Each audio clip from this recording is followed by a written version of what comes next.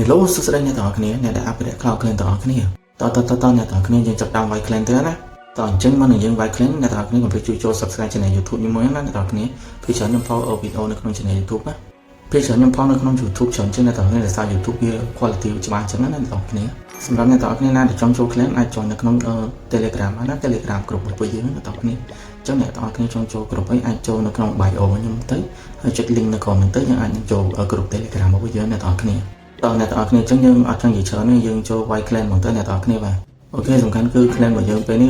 ខាងយើងដូចមានប្រៀបជាអ្នកទាំងអស់គ្នាបាន40 gram កែបើខាងគេវិញយើងស្ទើរជាងអ្នកទាំងអស់គ្នាតើឥឡូវខ្ញុំលេខ3គឺខ្ញុំវាយលេខ3ហ្មងទៅអ្នកទាំងអស់គ្នាអូខេអ្នកទាំងអស់គ្នាតបនេះសភាវត្តគេក៏រៀងខ្លាំងដែរអ្នកទាំងអស់គ្នាយើងថំ16អញ្ចឹងខ្ញុំបើក្រូ17ទៀតហើយខ្ញុំគិតថាខ្ញុំមើលសេរីឡងសិនអ្នកទាំងអស់គ្នាថាគួរយើងតម្លាក់តំណាអញ្ចឹងអូខេInferno គេផ្កាក្បាលមួយយើងគួរវាយមកចេះ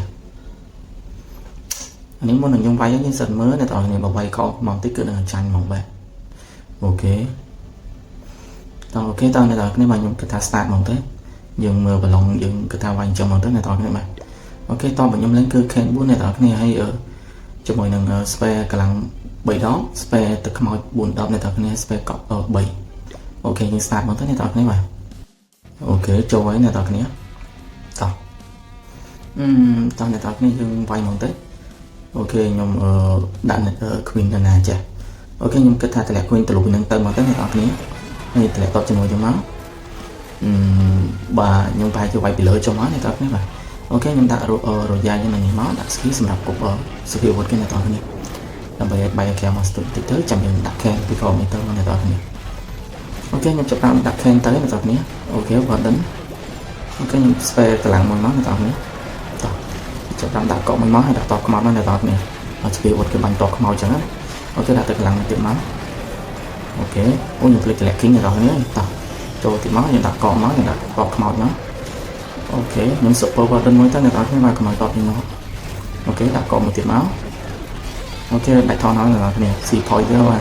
តវគ្គនេះគឺ C point ទៀតបាទកប់សេរីអ្នកទាំងអស់គ្នាខ្ញុំតម្លាក់តខ្មោចទៅនៅមកស្ពាយវត្តខ្លាំងអ្នកទាំងអស់គ្នាឲ្យបាញ់តខ្មោចអញ្ចឹងណាអូខេខ្ញុំតម្លាក់វិសាទៀតគេមកតោះអូខេអ្នកទាំងអស់គ្នាបាទអញ្ចឹងឃើញយើង4គឺនៅទាំង4អ្នកទាំងអស់គ្នាវគ្គហ្នឹងគឺយើងឈ្នះទេបាទធានា 100% ខ្ញុំកាច់3អ្នកទាំងអស់គ្នាកប់សេរីអ្នកទាំងអស់គ្នាបាទ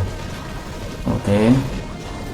ចឹង M Sram អ្នកទាំងអស់គ្នាវគ្គទី1របស់យើងគឺជោគជ័យអ្នកទាំងអស់គ្នាកាច់3អ្នកទាំងអស់គ្នាបាទ M Sram